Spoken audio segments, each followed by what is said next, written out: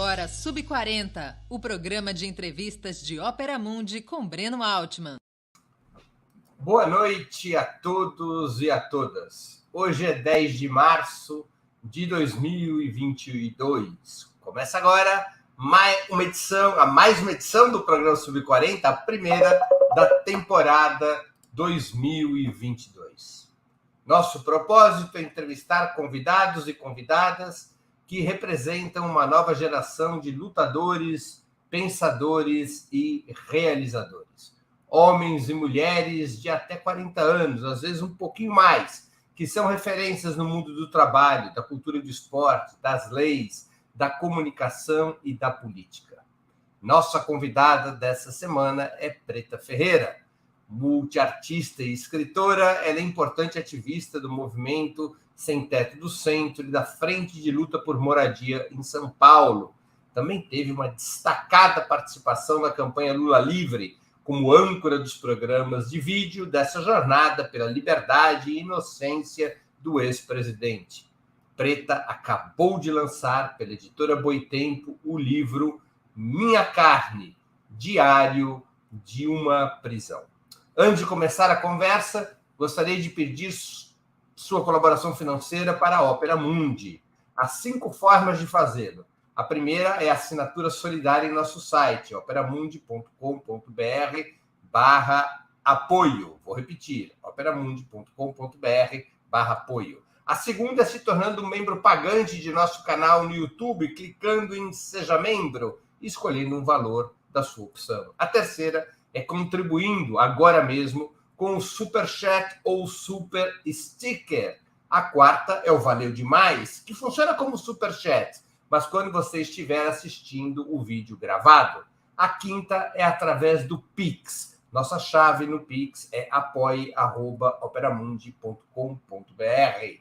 Vou repetir, apoie@operamundi.com.br. Nossa razão social é Última Instância Editorial Limitada. Boa noite, Preta. Obrigado por atender nosso convite. Uma honra e um prazer tua presença no Sub40. Ui. Boa noite. Desculpe a falha aqui. Boa noite a todas as pessoas presentes. Boa noite, Breno. Muito obrigada pelo convite. Uma honra estar aqui com você hoje, poder estar aqui também, tendo lugar de fala. Preta, onde e quando você nasceu? Como é que foi tua vida familiar e escolar antes de virar, digamos, uma mulher adulta? Eu nasci na Bahia, eu nasci em Salvador. Graças a Deus eu sou soteropolitana. E a minha infância foi toda em Salvador. Eu vim para cá na pré-adolescência, no começo da adolescência, onde conheci o movimento de moradia. Devido à falta de políticas públicas, né, tudo essa migração que fazem as mulheres migrarem, né, assim como minha mãe e eu. Então, a gente veio de Salvador e passou a morar no movimento Sem Teto, né, no movimento de moradia. Conhecemos a luta através da falta de política pública, né, a moradia. E a violência doméstica também. E aí, passando isso, a partir da minha adolescência, já morando em São Paulo, aí começa toda a minha militância, toda a minha trajetória, que é também a trajetória de me reconhecer quanto cidadã brasileira. Começa a partir do movimento de moradia. Quando é que você se mudou para São Paulo? Essa mudança foi importante para a tua formação política? Essa foi em 2000, foi no ano de 2000. Essa mudança foi importante. Eu tinha 14 anos, né? Eu tinha 13 anos. Você nasceu em? Eu nasci em 84. 84. 26 de abril de 84.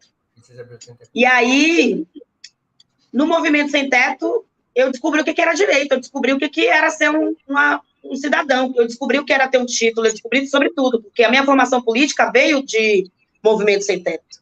Então, na escola, eu sofria muito bullying, né? Então, para me defender, eu era muito agressiva com meus amigos da escola. Eu fazia capoeira para me defender do racismo, eu fazia capoeira para me defender de homem que era opressor e que me humilhava por ser sem teto, né? Então, fazia capoeira e saía batendo todo mundo.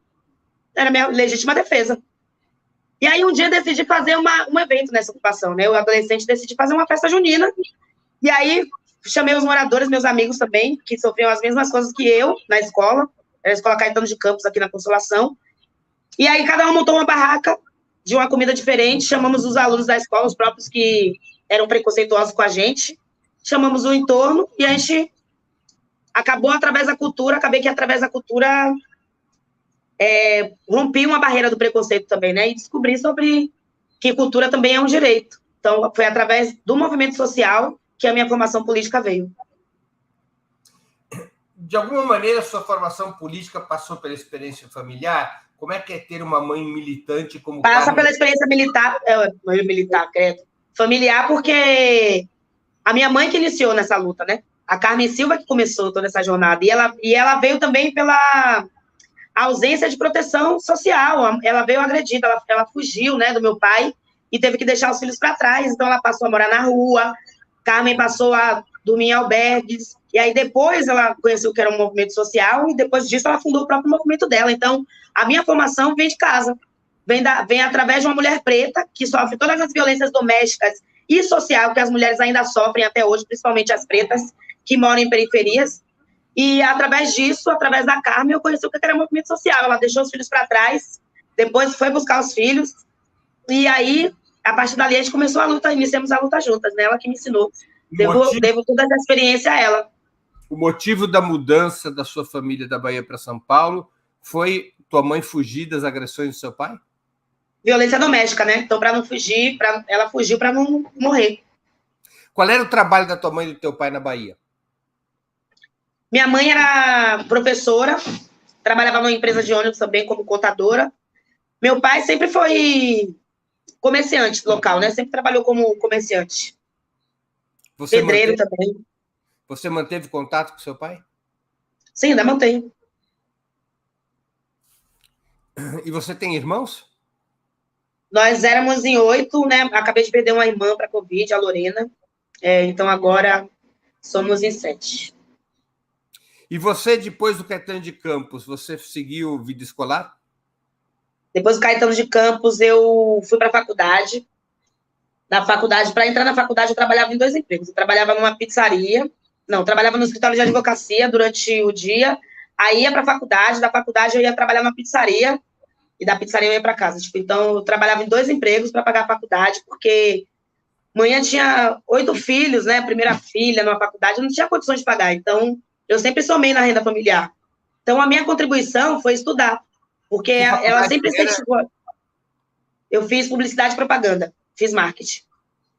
E ela sempre incentivou muito a gente a estudar, né? O primeiro incentivo sempre foi aos estudos. Então, eu quis dar esse alívio, talvez, né? Hoje somos todos formados, graças a Deus. E foi muito difícil, né, para conseguir assim, mas conseguimos. Estamos aí na luta. E você começou a ter uma vida artística quando? Como é que começou a despertar essa... Eu sempre soube que eu era cantora. Desde criança, eu sempre soube que eu ia ser artista. Eu sempre via o microfone, sempre via alguma coisa, eu me virava. Eu sempre tinha que fazer um número artístico. Quanto a isso, eu acho que é dom mesmo, e eu não sou artista depois do que aconteceu comigo, depois da minha fama, né? Eu nasci artista. Então, agora, as pessoas estão me enxergando a minha arte, né, materializada. Eu nasci artista. A arte, eu acho que dentro de mim é o que me salva, é o que me mantém viva. Então, eu sempre soube que eu era artista, eu só não sabia que eu tinha tantas veias artísticas. Não sabia que eu era multiartista. Qual é a arte que mais te encanta? A música. Cantar o que você mais gosta de fazer. A música é o que mais encanta, porque a música ela dialoga com todas as pessoas. A música ela tem o poder de atravessar todos os lares. A música ela tem o poder de conversar com todo mundo. Você não precisa ver meu rosto, mas você está ouvindo minha voz. Você está ouvindo minha mensagem, sabe? A música ela entra, ela penetra, ela salva, ela liberta, ela dialoga. E você, mesmo com essa atividade artística, mesmo formada em publicidade e marketing, você continuou no movimento de luta por moradia? Continuou a sua atividade? Eu continuei porque eu acho que a minha luta não se resume a isso, né? Eu não entrei no movimento para me formar em publicidade e propaganda. O movimento foi a necessidade que me levou para o movimento. O que me levou a me formar em publicidade e propaganda é que eu gosto de estudar. Eu sou uma preta acadêmica, assim como outras pessoas também gostam de estudar, outras pessoas pretas. O que me levou a entrar na universidade e permanecer no movimento foi isso. Eu entrei na universidade justamente para melhorar o movimento. Entrei justamente para trazer a academia para a rua. Foi para isso que eu entrei na universidade. Então, eu já fazia a universidade da vida, já estava... Quanto a fazer a universidade, já estava de boa. Agora, eu precisava falar outra linguagem. Então, para isso que eu estudei. Assim como eles nos estudam, a gente também tem que estudá-los, né? Preta, quando foi o ano de 2019, você foi presa exatamente Sim. por sua militância, e o teu livro, que você acabou de lançar pela Boitempo, ele é um relato desse período de prisão. Minha Carne, Diário de uma Prisão, essa capa lindíssima, uma foto... Quem é o fotógrafo que fez essa foto? Tiago Santos. Muito bonita essa foto, muito bonita. Pela Boitempo, você relata, eu sugiro a todos que comprem o livro, que deem de presente, é um livro encantador, muito importante de ser lido, para conhecer uma história real, muito bem relatada. Então, é um livro indispensável. Vocês podem comprar pelo site da editora Boitempo, entregam, eu sempre compro no Boitempo, eles sempre entregam direitinho, é um trabalho muito bem Melhor feito. editora, hein? Os livros são muito bem acabados, são uma produção muito bonita. Então, comprem o livro para conhecer a história. Mas eu queria que você aqui nos desse um pequeno resumo, ou seja, de por que você foi presa e como foi a prisão. Tem até umas perguntas aí que você vai me fazer, e eu até responder qual é o meu livro predileto, né? O livro que mais me chocou é o Minha Carne. Você vai fazer spoiler da minha própria entrevista? Eu estou fazendo, porque você já está adiantando a sua entrevista. Não adianta, não. Você faz spoiler, você me quebra as pernas? Ai, perdoe, eu estou adiantando já, viu, gente? Ela é acelerada mesmo, ela bota para quebrar, não. Deixa. Ai, Breno. Sem pergunta. Eu acho que o Minha Carne, a escrita desse livro, ele é para transcrever sentimentos. Ele é um livro para... Sabe quando você lê Braille, que você vai sentindo? O Minha Carne, eu acho que é isso. Ele para mim, é esse relato de Minha Carne, que eu queria que todo mundo, ao ler esse livro, sentisse o que eu passei. Sentisse que outras pessoas passaram também. Mas é sentir a dor escrita. Transcrever essa dor. Eu acho que o Minha Carne, ele tem isso, né? Tem esse cunho, assim. E não somente de fazer denúncias, mas ele mostra a prisão do jeito que ela é de verdade, sem essa coisa supérflua, né, que falam sobre prisão. Mostra a realidade do que é a prisão mesmo. E olha que eu nem coloquei tudo. Outras coisas, né? Quanto tempo você ficou preso? Quais eram as acusações contra vocês? Eu fiquei presa 108 dias. Meu irmão ficou 109 dias. Minha mãe ficou foragida, a Carmen. Minha irmã Liliane ficou foragida. Minha cunhada ficou foragida. Então, foi uma perseguição, não somente a mim, mas a minha família também, né? Minha mãe tem 62 anos. Uma senhora de 62 anos sendo perseguida pela polícia. Ô, Preta, eu tenho 60 anos. Você não é velho, não, 62 anos. Não, Breno, para de ser ativozinho na suquita, você sabe. Vou ficar tratando sua mãe como se ela fosse uma idosa? Não é isso, eu não falei isso. Você entendeu? Mas eu achei que foi... E aí, essa perseguição foi muito dura, né? Foi muito difícil, porque não era somente a mim, não era somente eu. E aí, o Minha Carne, ele descreve não somente a minha história, não somente a das mulheres que passou por mim, mas como é que se deu tudo isso? Por que se deu essa prisão? Então, a gente fala sobre necropolítica, fala sobre a verdadeira... o verdadeiro sistema prisional, como é de verdade no Brasil, e o que acarreta essas mulheres a irem parar nas prisões. Feminicídio, o machismo, tem muitas coisas que obrigam essas mulheres a ir parar na prisão, e principalmente o patriarcado. Então, eu tive essa percepção na prisão e comecei a escrever. Por que eu quis escrever? Eu quis relatar porque eu sabia que ia ter vários repórteres, várias pessoas me perguntando como ia ser o dia a dia na prisão, como foi. E aí eu falei, eu vou escrever, porque eu não quero também esquecer de um fato histórico como esse que aconteceu na minha vida, que fez a chave virar, mas eu também queria que as pessoas entendessem, e que cada um de nós está apto a passar na prisão, porque a gente está lutando por um direito constitucional num governo que está assassinando militantes, por um governo que está prendendo pessoas inocentes. Então, é sobre isso. A gente ainda vive a ditadura, né? O Minha Carne, ele traz todo esse cunho. E não fala somente sobre mim, não, porque eu acho que quando prende um de nós, prende todos. Quais eram as acusações contra vocês? Extorsão mediante grave ameaça, crime organizado. Tinha várias coisas. Tem muito mais coisa. Os processos já estão extintos? Não, os processos não estão extintos, a gente vai a julgamento ainda, não sabemos a data, estamos aguardando. Vocês atuam diretamente na ocupação 9 de julho, no centro de São Paulo. Esse também é um ponto de encontro da esquerda militante, articulado com questões ambientais e de luta e experiências de alimentação saudável. É possível unir tantas lutas assim sem perder o foco? É possível, porque a moradia é a porta de entrada para todas as outras lutas, para todos os outros direitos. Então, começa a partir da moradia. A partir do momento que você tem um teto, você garante o resto. Então, a gente mescla todas as lutas, né? A gente junta todas as lutas. Uma luta não anula a outra. As lutas são as mesmas. E a gente tem que entender que quem é sem teto, Breno, quem precisa de moradia, não tem cor. Qualquer pessoa também pode morar na rua. Se você perder o emprego, você pode parar nas ruas, né? Se você não tiver lugar para morar. Sem teto é todo mundo que não tem a escritura de um lar. É todo mundo que não tem a escritura de uma moradia, né? A gente está vendo aí, o déficit habitacional em São Paulo é muito grande. Mora muitas pessoas embaixo do viaduto e mais prédios abandonados que pessoas precisando de moradia. Então, é também uma denúncia, né?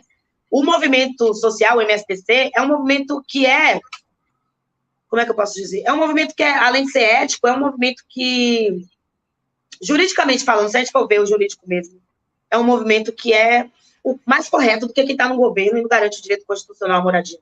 Porque é um direito que luta, é um movimento que luta pelo direito constitucional ser garantido. Então, é um movimento ético, além de ético, é um movimento que exige e que denuncia dos governantes essa falta de políticas públicas voltada ao trabalhador de baixa renda e a especulação imobiliária em São Paulo, né?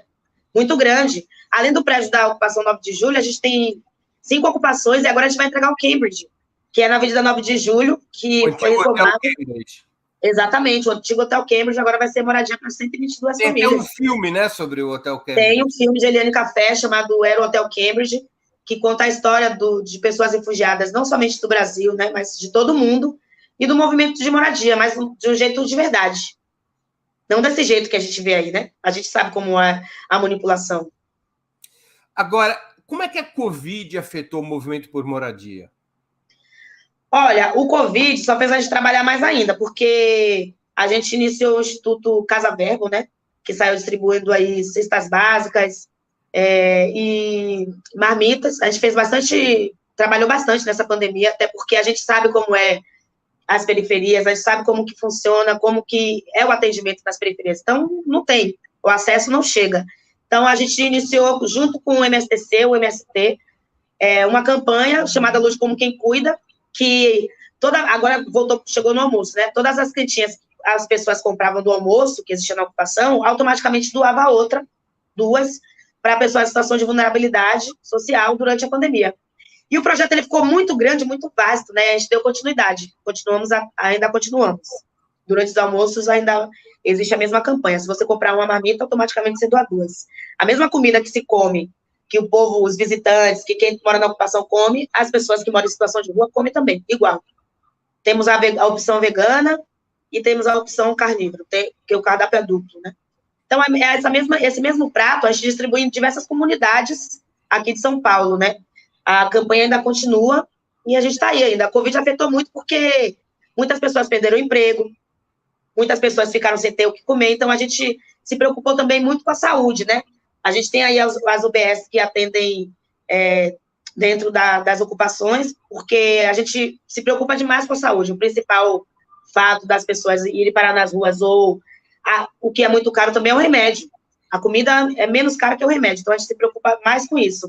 Então, durante a pandemia, a gente, além de fazer cursos, sair distribuindo kits de higiene, cestas básicas e alimentação, a gente também criou outros projetos que estamos dando continuidade até agora. E foi possível, nas ocupações, respeitar as regras sanitárias do Covid?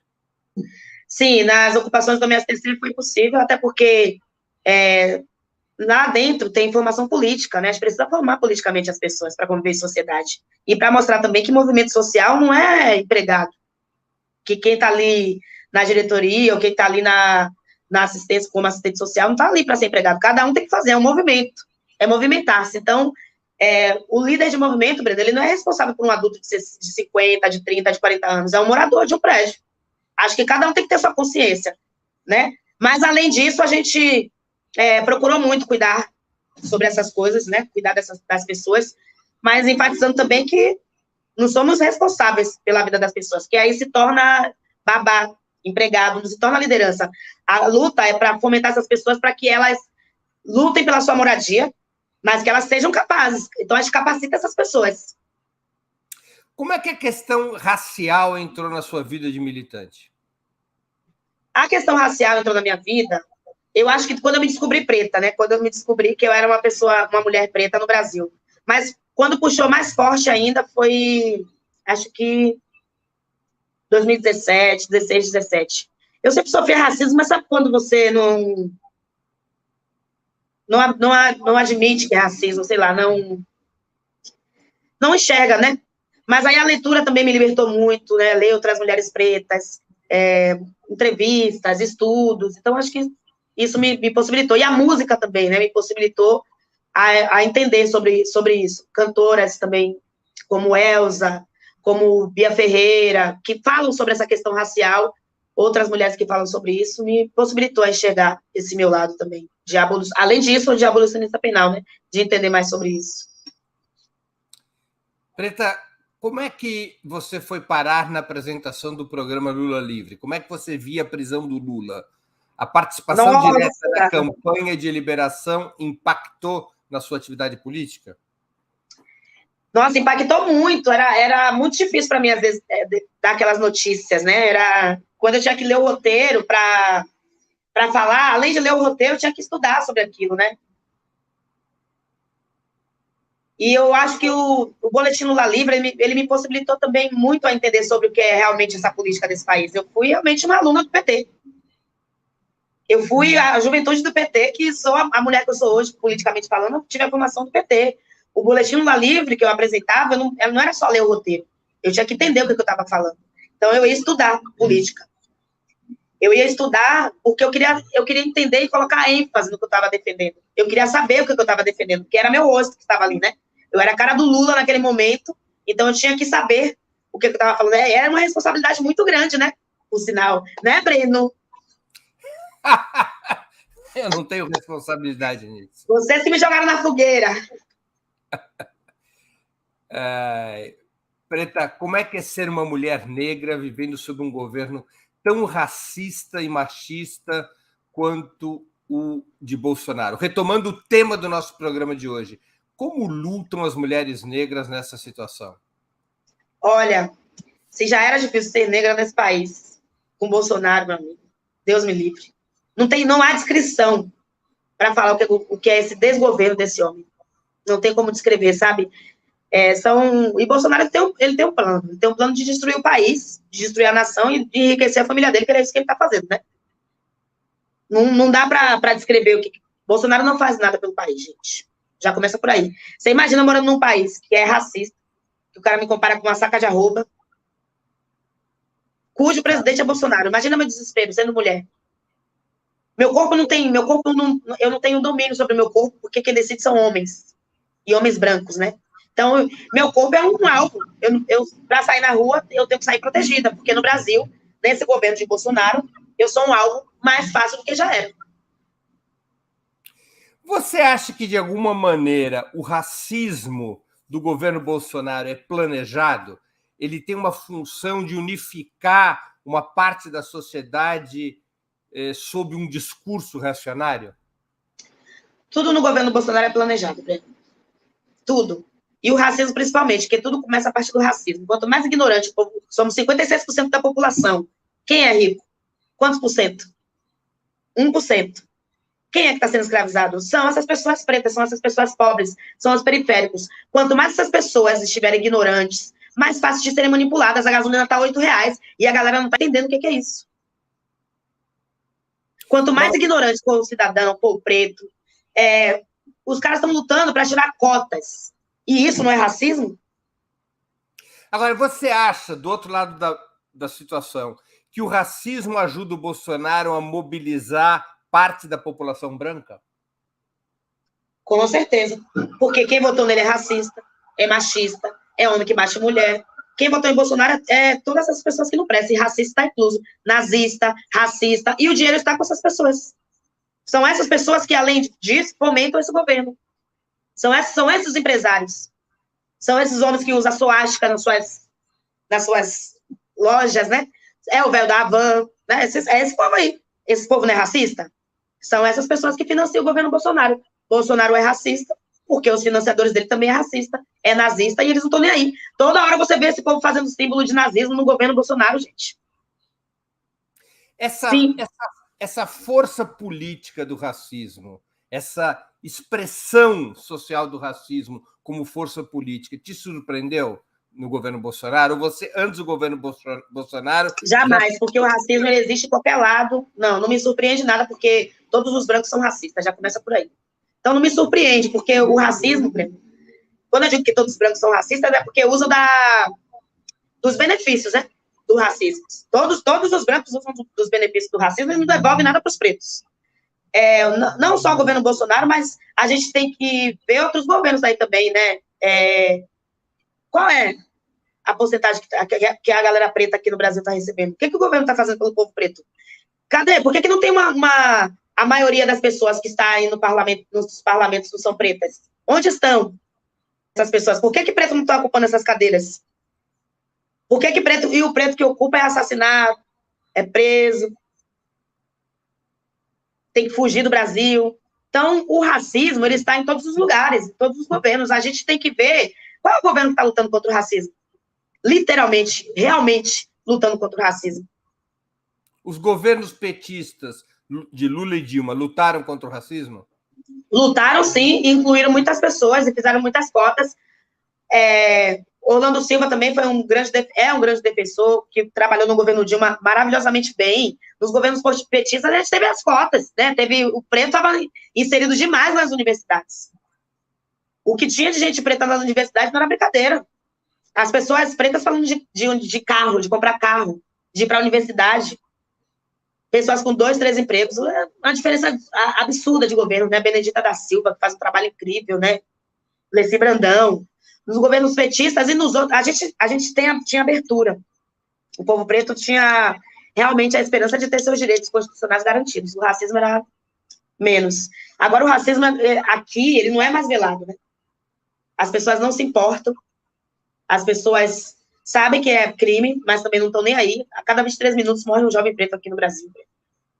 Toda hora a gente vê um caso de racismo. O governo Bolsonaro acabou com o constrangimento dos racistas. Eles agora governo Bolsonaro acabou com tudo, com qualquer tipo de constrangimento, que nem constrangimento esse povo cínico tem. O governo Bolsonaro, ele aflorou tudo de ruim que o povo brasileiro, dessa cota aí, desse povo racista, homofóbico, tem dentro dele. Porque se o presidente da República abre a boca para falar que não estupra a mulher porque ela não merece, ele está abrindo precedente para todo mundo, para todos os homens. Se o presidente da República pode falar essas asneiras e nada acontece, qualquer pessoa pode, né? Então, Bolsonaro foi o que deu a legalidade disso tudo acontecer. Você acha que a esquerda absorve melhor hoje a discussão sobre a questão do racismo no Brasil? É uma pauta mais... Eu não sei se absorve melhor. Mas eu acho que a gente precisa que, principalmente vocês brancos, se aprofundem mais sobre o que é racismo de verdade. Porque é muito discurso raso. São muitas pautas que é só na falação e na ação de verdade não acontece. Racismo vai acontecer em qualquer lugar. Esquerda ou direita, sempre vai ter alguém racista. Igual a gente ruim. Na igreja ou fora da igreja vai ter também. Então, acho que a gente precisa se policiar, né? Se policiar, não. Essa palavra não tira do nosso dicionário. A gente precisa olhar, né, os nossos atos. Porque o racismo é uma coisa que não volta atrás. Quem sofre para a esquerda, sofre na direita também. Eu tenho que lembrar sempre que entre esquerda e direita eu sou uma mulher preta, eu estou no meio. Mas você acha que o racismo na esquerda é semelhante ao racismo? Não acho semelhante. Não acho semelhante. Mas que eu estou dizendo que também tem, que também existe. Não é semelhante, mas existe. Você acha que existe no Brasil outras formas de racismo que não o racismo contra os negros? Não existe, porque quem foi escravizado foram pessoas pretas. As outras coisas não é preconceito, não é racismo. É isso que eu estou dizendo, se aprofundar no que é o racismo, para não ficar no discurso raso. Não existe racismo reverso, gente. Racismo reverso não existe. Quem escravizou pessoas pretas foram pessoas brancas. Pessoas brancas mataram pessoas pretas. em nome da ganância, em nome do roubo, em nome da vaidade. Quem proferiu racismo, quem profere racismo, são pessoas brancas. Branquitude é um sistema que rouba, que tira direitos de pessoas devido à cor de sua pele. Então, não existe... Branco não tem cor, quem tem cor são pessoas pretas. Então, não existe racismo reverso. Não existe outro tipo de preconceito racial, gente. Isso não existe. Isso é lenda, isso é fake news. No Brasil. Não, aí você está falando de preconceito. Aí você está falando de outra coisa. Porque, por exemplo, racismo é quem sofre são pessoas pretas. Preconceito é outra coisa. Tem preconceito pela pele, tem preconceito, mas racismo é outra coisa. Eu aqui digo, você está se referindo à situação brasileira, ao racismo no Brasil. Breno, racismo acontece no mundo todo. Não, é porque eu pergunto porque, segundo muitos estudiosos, há outros... Acabaram de prender, de algemar o diretor do filme Wakanda Forever lá. Como é o nome do filme? Então, o cara foi sacar o dinheiro da própria conta e saiu algemado. Black Lives Matter foi um dos maiores... Pantera Negra. Black Lives Matter foi um dos maiores movimentos da atualidade que fala sobre racismo. E aí todo mundo acha que racismo, que preconceito é colocar uma foto de uma pessoa preta no perfil ou colocar uma tela preta. Sim, racismo é parar de matar pobre. O nazismo, ele tinha como... Não, o nazismo... O nazismo, a gente está falando de outras coisas, de coisas diferentes, eu acho. Por isso que eu quero dizer, é que o nazismo, ele tinha como uma das suas características o racismo. Mas na Europa, o racismo, ele era antissemitismo contra os judeus. Não era pela cor da pele, era pela origem ali étnica. Já englobava tudo. Não, ali não era racismo. Ali era preconceito. Racismo, ali era preconceito com gays, com pretos, com branco, com loiro, com todo mundo, né? Mas a gente está falando de racismo. Racismo é outra coisa. Você acha que o antissemitismo não é racismo? Eu não acho que o antissemitismo seja racismo. É racismo. Eu acho que é preconceito. Eu acho que a gente está falando coisa diferente. Racismo, Breno, é quando pessoas pretas, somente pessoas pretas, podem passar por uma situação que pessoas brancas, independente da opção sexual, independente de ser homem ou mulher, vai passar. Tem coisas que eu vou passar na vida que você nunca vai passar. Você é um homem branco. Isso é racismo. Entendeu, Breno? Racismo. Isso é racismo. É isso que eu estou te dizendo. Você nunca vai ser parado numa blitz porque você é um homem branco. Você nunca vai precisar de uma cota porque você é um homem branco. Isso é racismo. Isso você nunca vai passar. E as outras coisas a gente pode passar junto. Agora, o antissemitismo no nazismo não era racista. Não era. Eu acabei de explicar o que era racismo. Ali todo mundo sofreu junto. Eles iam odiar preto, branco, azul, amarelo. Eles iam odiar qualquer pessoa. Mas eu estou lhe dizendo sobre racismo. O racismo que sofre são somente pessoas pretas. Isso é racismo. Tá certo. Não era racismo, ali era preconceito, ali eram várias questões. E políticas, principalmente. Preta, qual que deve ser, na sua opinião, a política geral do movimento negro em 2022? Cerrar fileiras com o Lula e cobrar que a candidatura dele assuma posições sobre igualdade de raça e gênero? Não só cobrar posições, mas já ir com a certeza de que essas posições serão postas, porque o Lula não vai conseguir governar sozinho. O Lula precisa do povo. O povo, a população, a maior parte da população é preta. Os movimentos têm que estar, sim, aliados a Lula, porque é o que vai fazer com que os nossos direitos sejam garantidos. É um governo que tem abertura, é um governo que tem diálogo, é um governo que tem escuta, é um governo que cede, que procura entender também o que é o povo preto. O governo Lula foi o que mais fez pelo povo, e principalmente pelo povo preto e pobre. Então, a gente tem que estar alinhado. Vai se alinhar com quem? Quem nunca fez nada por nós? Tem que se alinhar com Lula, para quê? Para que a gente possa alcançar nossos direitos constitucionais, para que a gente possa garantir nossas cotas, e para que as cotas também cheguem uma época e não seja necessário, Breno. Eu espero ver tanta educação nesse país, tanta cultura, tanto lazer com a volta de Lula, que o povo preto vai estar garantido. Além das cotas, o que você destacaria como legado positivo dos governos do PT na questão antirracista? Não só antirracista, mas eu acho que, no contexto geral, assim, né, a gente tem que falar sobre a fome que assolava, o desemprego, a garantia desses direitos, né, Bolsa Família, as mulheres, as crianças, as escolas, a educação, o lazer. Era um Brasil de verdade, com direitos constitucionais garantidos. A gente não precisava fazer luta desse jeito. A gente não precisava ficar lutando dessa forma para garantir nossos direitos. O brasileiro comia 3, 4 vezes por dia, que é o principal, matar a fome dessas pessoas. A fome voltou a assolar, as pessoas estão comendo osso. Onde que isso já se passou em qualquer governo do PT, Dilma e Lula? Nunca. O pobre agora está tendo no Rio de São Francisco, está tendo água. Onde que foi qual foi o presidente da República que matou a sede e a fome do povo, a não ser Lula? E não somente a fome e a sede, que deu garantias, que possibilitou empregos, que possibilitou viagens. O filho da empregada é doutor, graças ao governo Lula e Dilma, né? O Haddad, o governo do Haddad com o ProUni. Então, esses governos aí que entenderam o que é política pública, entenderam o que é a necessidade do cidadão, o que o povo quer, o que o povo precisa, e fez sua obrigação de presidente da República, de garantir o direito da população, de garantir o direito do povo, de garantir comida na mesa dessas pessoas.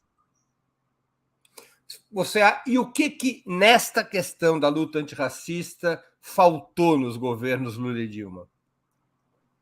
Olha, eu não sei se faltou, se está faltando, mas eu não sei se vocês lembram do discurso do Mano Brown. Do discurso que o Mano Brown fez na época do Haddad, vocês lembram? Então, acho que a gente tem que voltar a ouvir esse discurso. Um pouquinho mais, né? É bom a gente também... Se refere da distância em relação ao povo. Exatamente. É necessário, nesse momento crucial de eleição, a gente precisa se atentar, a gente precisa falar, né? Se a gente não se atentar ao que está acontecendo, eles vão aproveitar essa maré aí e vai fazer o que a gente não fez.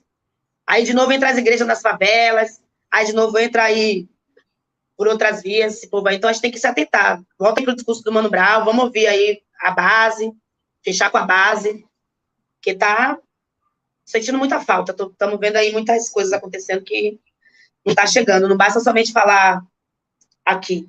A gente tem que dialogar com todos. E principalmente com os mais votantes. Os mais votantes é a base.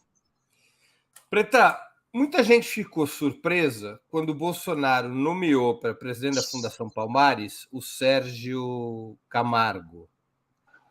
E o Sérgio Camargo é negro, é preto, e tem um discurso profundamente racista. O que representa esse fenômeno? É um indivíduo ou isso representa algum tipo de pensamento com alguma influência entre os negros? Bom, ele não representa nada, já começa por aí. Porque se ele representasse alguma coisa, ele não estaria ali. Porque se ele representasse, ele mantinha a história viva. Então, ele não representa. Mas Sérgio Camargo é um plano, né, de desgoverno junto com o Bolsonaro. Sabe aquelas pessoas que... Eu vejo ele assim, uma pessoa que é mal vista por todos, que ninguém gosta, que não tem amigos, que é sozinho, e que a única chance de ser notado é fazendo essas atrocidades. Mas tem uma coisa que as pessoas esquecem: história não se anula, história não se apaga, porque já foi, já aconteceu. E se tem uma coisa que ele não está fazendo, é história. Não é comum encontrar, portanto, negros racistas. Não. Na verdade, ele não é racista. É verdade, ele não luta contra o racismo, ele não é um crítico do racismo. Ele não é racista. Não é fácil. Mas a gente vê, como eu falei, né? A gente tem pessoas de todos os jeitos, em todos os lugares, Breno. Tem outras pessoas como o Sérgio Camargo. Tem apoiadores dele. Tem pessoas que gostam de mim, tem pessoas que não gostam. E é isso, é um ser humano. Tem outras pessoas, sim, tem outros pretos que têm a mesma ideia que eles, que acham que cota é esmola, tem pretos que acham que racismo não existe, porque não tem a lucidez mental, né? Talvez não tenha a lucidez de falar sobre racismo de uma forma mais profunda, como eu sei falar, como eu sei entender. A partir da tua experiência de vida e de militância, a partir da sua opinião, evidentemente, como é que você vê a provável candidatura de Geraldo Alckmin a vice de Lula? Olha, eu vejo... Eu não sei nem o que eu devo te falar sobre isso, mas enfim. Eu sei que existem alianças, que a gente tem que ter alianças, né? Mas a gente não pode esquecer também quem é Geraldo Alckmin, né? Da tragédia de Pinheirinhos. Opa, virou tua imagem, alguma coisa aconteceu. Opa, peraí. É tanta energia da Preta que a imagem vira sozinha. Vamos ver aqui que ela vai voltar. o que será que aconteceu? Mas logo mais a Preta volta aqui para a entrevista. Vou pedir para a produção entrar em contato com ela. Alguma coisa se passou, porque agora, além da imagem ter virado, a imagem ficou congelada. Acho que é melhor ela sair e voltar. Então, vou pedir à produção que encaminhe essa providência para ela sair e voltar. Eu aproveito aqui para anunciar que amanhã, às 11 horas da manhã, amanhã, dia 11 de março, às 11 horas da manhã, eu vou entrevistar a arquiteta e urbanista Raquel Runick. E na semana que vem, no Sub-40, no dia 18 de março, às 7 horas da noite, é o novo horário do Sub-40, eu vou entrevistar o pastor Henrique Vieira. A pergunta central do nosso programa com o pastor Henrique Vieira é: Deus é de direita ou de esquerda? Esse é o tema do programa. O pastor Henrique Vieira é um pastor evangélico, e a gente vai conversar com ele sobre sua própria trajetória e também sobre questões da política e da religião. Uma delas é essa: Deus é de direita ou de esquerda? A Preta está voltando. Muito que bem. Então, eu retomo. O que você tem a me dizer sobre a candidatura a vice do Geraldo Alckmin? A gente só não pode esquecer, como eu disse, né? Eu sei que alianças têm que ser feitas, né? Que a gente tem que chegar em outros lugares, dialogar com outras pessoas. Eu sei que nesse momento a gente está falando de tirar o governo Bolsonaro, né? De usar todas as nossas táticas, de se unir para tirar Bolsonaro. Porém, a gente não pode esquecer do que aconteceu com Dilma Rousseff, né? Junto com o Temer. E também não pode esquecer de quem é Geraldo Alckmin. Não pode esquecer das pessoas que morreram na favela de Pinheirinhos, né? A gente não pode esquecer dos jovens que morrem aí, assassinados pela mão do governo do PSDB, que foi pela mão dele, do roubo de merenda. A gente só não pode esquecer disso, né? Não pode ser hipócrita. Não posso ser eu aqui, ser uma mulher preta, ser hipócrita, que lutei a minha vida inteira contra esse governo, que já fui parar na rua por causa desse governo de Alckmin. Dizer que eu estou feliz, que eu estou contente. Mas a gente está falando de política, né? Estamos falando de política, do jogo, de movimentar as peças, né? O xadrez para tirar Bolsonaro. Eu só espero que depois a gente, nesses acordos políticos, sejamos inclusos, principalmente as mulheres pretas. Eu espero que depois,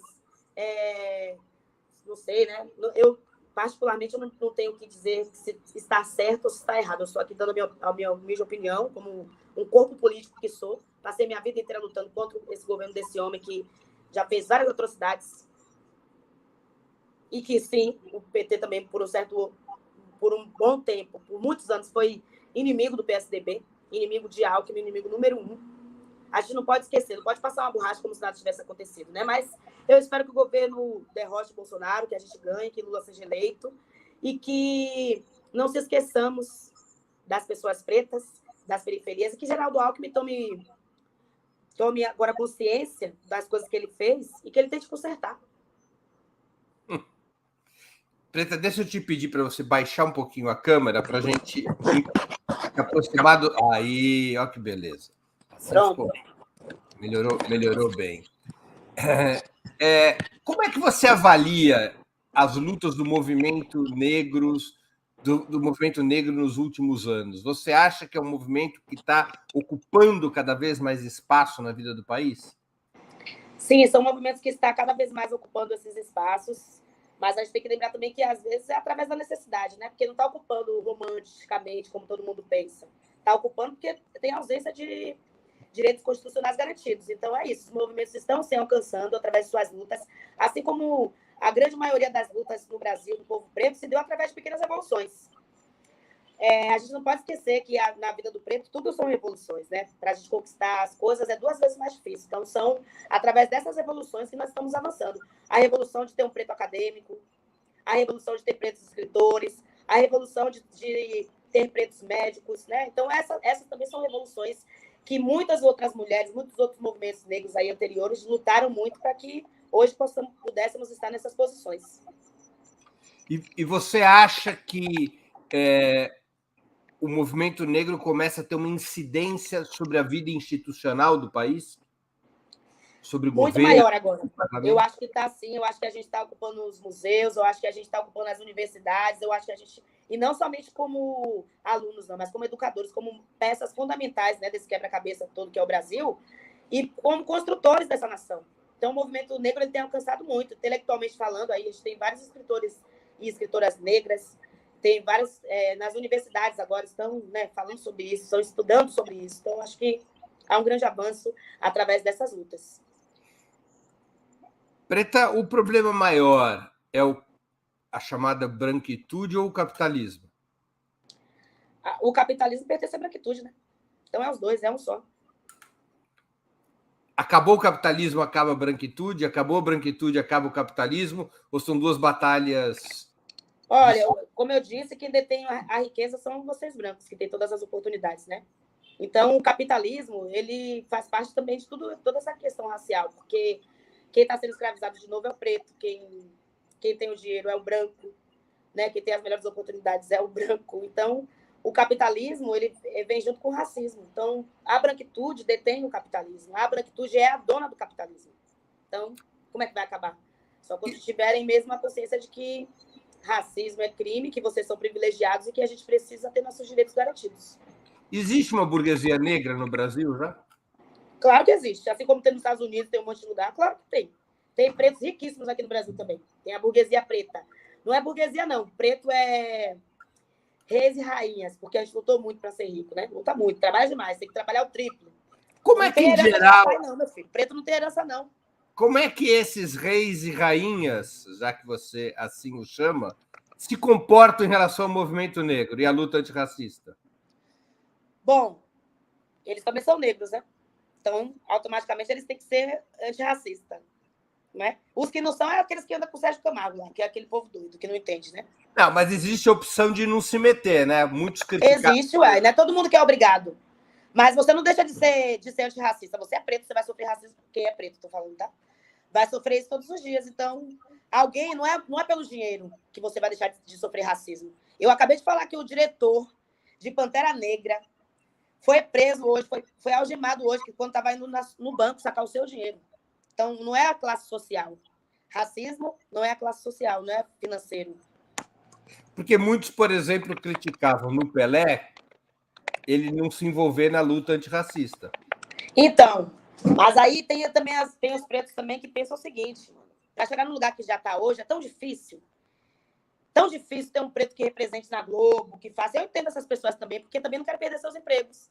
Eu entendo essas pessoas, porque ele também já foi antirracista, já lutou muito para chegar onde ele chegou hoje. E o fato daquela pessoa já estar ali, já está sendo a luta antirracista.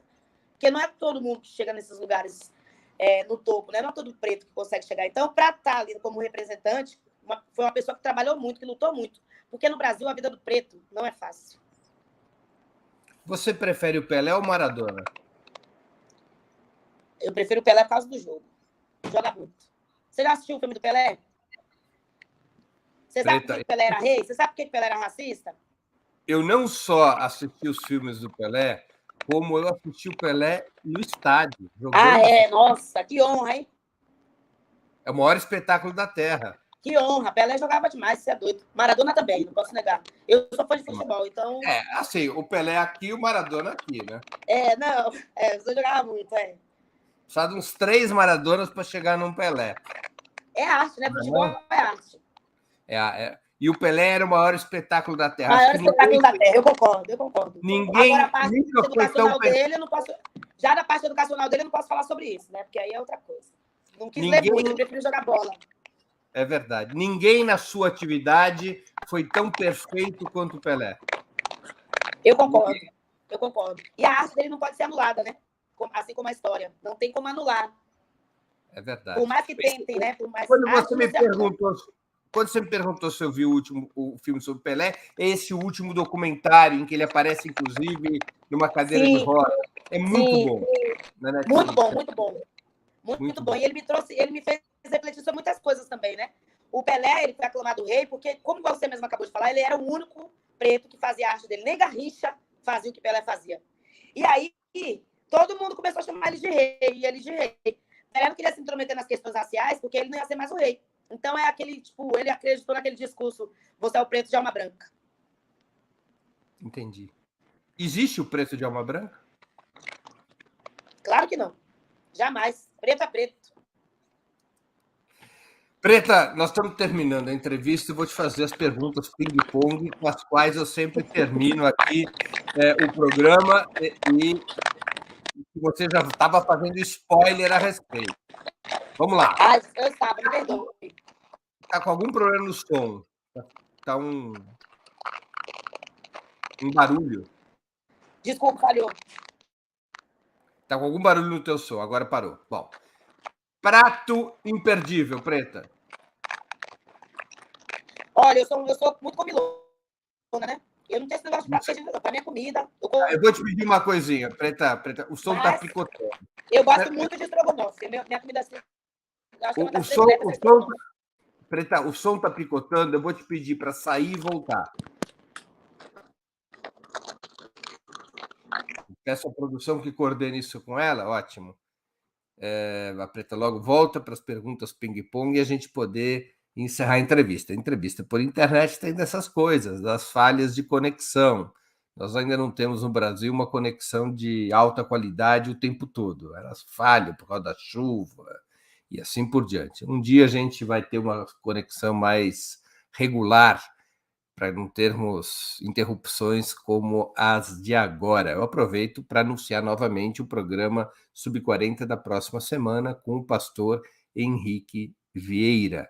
Deusa de direita ou de esquerda? Pastor evangélico Henrique Vieira é o personagem que eu entrevistarei no dia 17 de março, às 19 horas, na segunda edição de 2022 do programa Sub-40. Não perca, vai ser uma entrevista muito interessante. A Preta está voltando. Bora lá. Prato imperdível. Então, eu sou muito comilona, né? Eu sou de touro com ascendente em touro. Então, eu gosto de comer. Mas eu acho que o prato imperdível mesmo é churrasco, é estrogonofe. São meus prediletos. Estrogonofe é o meu prato predileto também. Cerveja, cachaça ou vinho? Os três. Os três. Esporte favorito? Tem dia que eu quero beber vinho, tem dia que eu bebo cerveja, tem dia que eu tomo uma cachaçinha. Esporte favorito? Olha, eu gosto de todos os esportes. Eu não sou praticante nenhum. Mas eu sou amante de todos, porque para mim esporte também é arte. Então eu gosto de ver tudo. Mas eu gosto muito de futebol. Não jogo, não, mas é o que eu mais gosto de ver mesmo é futebol. Time de futebol para o qual torce? Eu sou tricolor paulista. São Paulina. Meus filhos também são São Paulinos. Preta, qual é teu hobby? Janice Ferreira Silva. Não, o teu hobby, não o teu nome. Meu hobby é escrever. Cantar, escrever. Livro inesquecível. Mas eu sou muito da escrita. Eu não posso ver um papel que eu saio escrevendo. Livro inesquecível. Livro inesquecível meu, Minha Carne, porque é um livro que foi contado através de muita dor, né? De muitas dores. Então, esse livro para mim vai ser inesquecível mesmo. Através desse livro eu consigo fazer com que outras coisas também se tornassem inesquecíveis. Música preferida. Qual a música que você mais gosta de cantar? As minhas. Mas diga uma. Eu tô falando sério, mas eu gosto muito de cantar as músicas de Elza Soares. Gosto muito de Elza. Uma especificamente.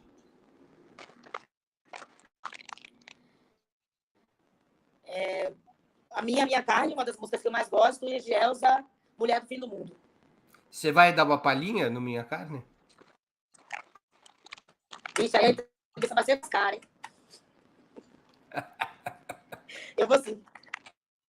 Então canta aí um pouquinho. Deixa eu ver aqui que o microfone tá ouvindo. Eu sou princesa de Angola, filha de rei e rainha. Não nasci pra lhe servir. O meu reino não é aqui. É a carne mais barata que você deseja. É a minha carne que você deseja. Mistura indígena e quilombola, como um passarinho preso na gaiola. Deixe-me ir, quero ir embora. Tire suas mãos de mim agora. Eu sou aquilo que você queria ser. Eu sou aquilo que você queria ser. Muito bem, lindo, linda, é uma grande cantora. Eu já sabia disso. Agora, quem está assistindo também sabe. Filme marcante. A Lista de Schindler. Qual filme? A Lista de Esse filme Schindler. me marcou muito, foi um filme A Lista de Schindler. Ídolo político. Ídolo é a Carmen Silva. Para mim, essa é uma das maiores políticas que eu já conheci na história da minha vida, assim. Que também me ensinou muito sobre a minha formação política e sobre meus valores de mulher preta. Me ensinou muito em questão de luta, de militância. Então, meu ídolo político é minha mãe mesmo, é Carmen Silva, que é uma mulher muito guerreira, que eu acho que podia até ser presidente da República desse país, porque ela sabe mexer. Evento histórico do qual gostaria de ter participado. O evento histórico que eu gostaria de ter participado, não. O evento histórico que eu vou participar é da posse de Lula.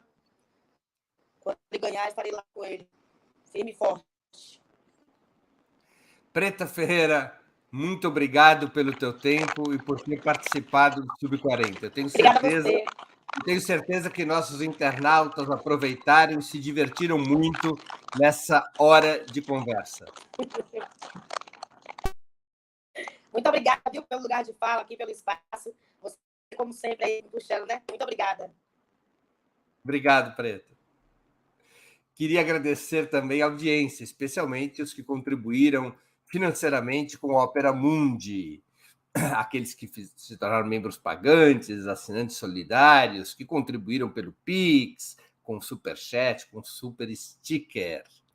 Nós voltaremos a nos ver na próxima quinta-feira, dia 17 de março, às 19 horas. Um abraço a todos e a todas e uma boa noite.